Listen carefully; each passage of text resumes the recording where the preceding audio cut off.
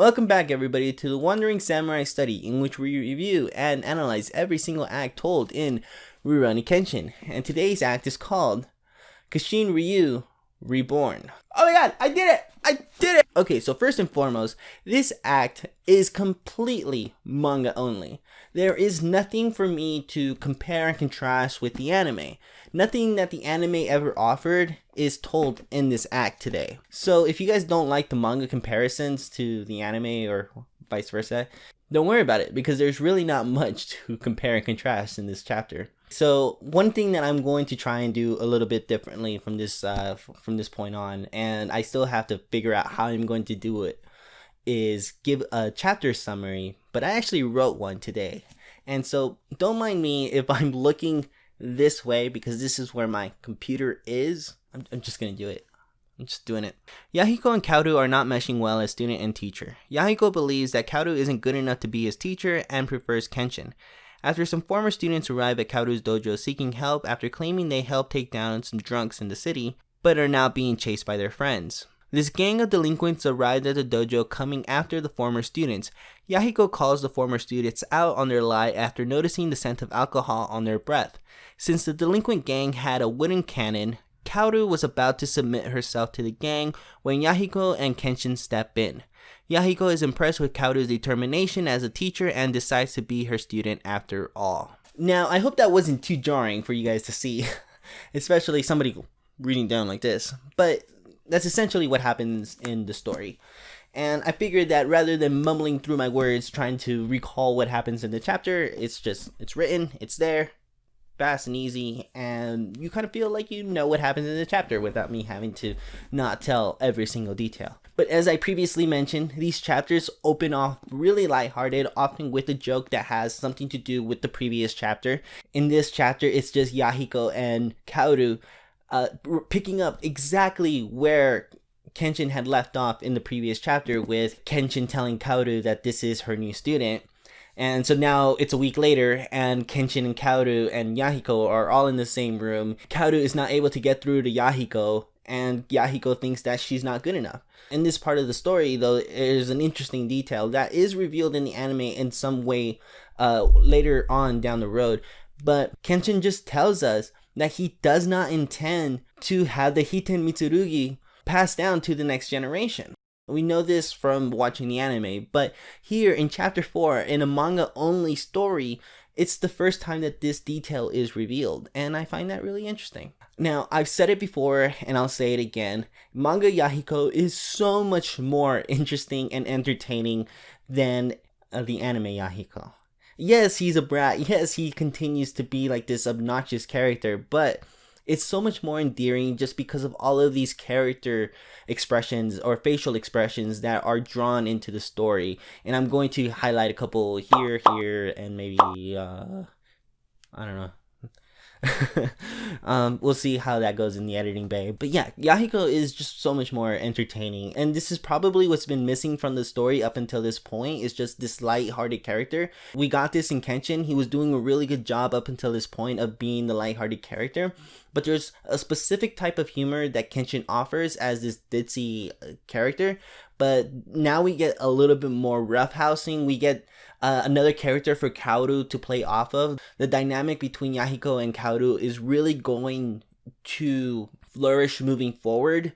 We have somebody where Kaoru doesn't necessarily have to look up to somebody, in that being Kenshin. Now she is the sensei. Now she has somebody to look up towards to her, whether he wants to admit that he's going to or not. Kaoru now is able to take a different role, a different stand, so we get to see her develop into this cool swordsman woman. And I'm all for it. I'm really excited to see more manga panels such as this one here, when she shows Yahiko that, yeah, she can be a swordsman as well, even though he doesn't have any faith in her. So this just opens up more room for character development and more room for characters to take on different roles. Kenshin no longer has to be the front and center. For most of this chapter, he's absent. He shows up in the beginning and then moves off until the very end when he needs to save the day.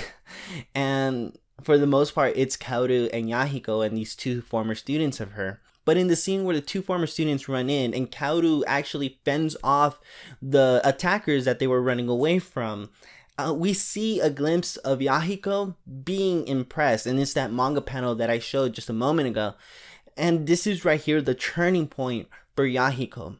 All of this that's going to happen now is just going to cement Yahiko as the number one student of the Kamiya Kishin Ryu. And because of this, I can't imagine why this chapter wasn't adapted into anime. This is actually a really, really good chapter. And if it was because they couldn't find a way to extend this chapter into 22 minutes, maybe. But honestly, it's a shame that this one wasn't animated. But if you really think about it, there's a lot of manga that isn't animated besides the Jinchu arc. I mean, for example, this chapter itself, but I digress. So from here also, we see this part of Yahiko that was kind of shown in the previous act, but this one here, it really shows it that Yahiko is a very observant character.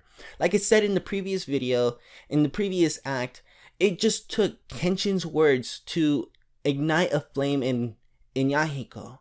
He was able to see through Kenshin's words and was inspired by them. And here we see it again, that Yahiko, though he's bratty and though he doesn't have a lot to offer in terms of strength because he's still a kid, he's very, very observant. He's a strong and he's a very smart character because of the will of the warrior that he has inside of him. It's his samurai blood coming out into the fold, where we have these two coward characters who are the ones that actually picked the fight, who brought this problem to the dojo. Yahiko is able to call them out. He's like, you're a fool if you think that this story is real. There's alcohol coming from their breaths. And that's so good, because this is what we need. Though he is the shonen character of the story, he's not an idiot. And though he's the one that needs to grow and learn, he already has latent potential. It's not in the most obvious way where once in a while he'll do something badass, but it's in the way that he thinks. It's in the way that he moves. And I think that it was really smart to make him a character that comes from the streets. Someone who worked amongst the Yakuza and walked through the streets of Tokyo pickpocketing, because it made him street smart. And we can see it here in this chapter. Now, Kaoru deciding to take the blame for the former students' actions is a really noble thing for her to do. And I understand that she did this trying to protect her dojo from being destroyed, but also to protect their two former students and Yahiko as well, because Kenshin wasn't around and they had a cannon with them. And though that's nice, I think it also kind of just shows a little bit of weakness in Kaoru, that she is a person of high morals and values, and this is why Kihei was able to take advantage of her in the beginning of the story, as well as, you know, these former students of her taking advantage of her now by running to her. So I really hope that we see this become less of an issue moving forward from the story. Kaoru really needs to knock this off. And I'm glad that Yahiko is there to help out and call her dumb when she's being dumb. Now, the delinquent gang that they're facing off against, it's a simple enough idea for why Kenshin isn't in the scene, and Kaoru and Yahiko can face this off on their own and feeling, I guess, decently capable enough, or not breaking the suspension of disbelief too much. Though I'm not sure I've ever really heard of delinquent gangs being a thing apart from, aside from modern storytelling. I can't imagine that delinquent gangs were a thing that were in the Meiji era. But if it is, that's cool. I just feel like this is more of Watsuki bringing in the modern era into his historical tale. But there is a piece of dialogue explaining a wooden cannon being just as lethal as a regular cannon and using clay balls as the cannonballs. Another thing that is really nice about this story is just showing us things that existed back then that could potentially be real. I'm I'm almost sure that they're real, but who knows. And finally, Kenshin coming in at the very end to scare off this delinquent gang. It's, I guess, a nice, quick way to wrap up the story. I don't know what Kaoru and Yahiko would have done otherwise if Kenshin hadn't shown up. It's nice that Watsuki has Kenshin in his back pocket to kind of just pull out whenever things like this happen. I kind of feel like there was a wall that was hit during the storyboarding of this chapter. I think that Watsuki probably didn't feel confident enough to give Yahiko or Kaoru the big moment of fighting off this delinquent gang. He had set it up so that they could do it, but then he resorted to Kenshin coming in at the end and slashing the wooden cannon away. And I thought it was really nice. I thought it was really, really cool the way Kenshin was like, well, if there are no human beings going against this blade, then he has no reservations of holding back. And it was actually a really cool manga panel. And at the very end, when everything is resolved, Kenshin still being in his fighting mode, Kenshin tells the former students very bluntly to never return to this dojo, completely forget that they were ever a part of this dojo, and never pick up a sword again. I think that that was beautiful, because all they did was just cause problems for a dojo that did not need it. After they abandoned it, Yahiko said it himself that they abandoned it, and Yahiko is a much bigger person than this, and he will not resort to being in the likes of these two that caused this chapter's conflict. And this was a good way for Yahiko to come around to the teachings of Kaoru and decide that yes, he is going to be Kaoru's student. And I really love the way the chapter ends. He says something along the lines of like, alright, well, let's hurry up. I want to become stronger as fast as possible. And then Kaoru finishes off by saying something like, I think I liked it better when you were calling me ugly. I really enjoyed this chapter. I think that if you guys haven't read it yet, and you guys are still only on the anime, this is a chapter that you guys should go read for yourself. So if you like this video and you want to see more, then consider subscribing to the channel, because these videos are going up on Tuesdays and Thursdays every single week. This is the final video of the initial batch of videos that I made before releasing. So from here on out, whatever concerns and suggestions that you may have will be answered in the following videos. Thank you everybody for watching up until this point, and I hope that you continue to watch the Wandering Samurai study.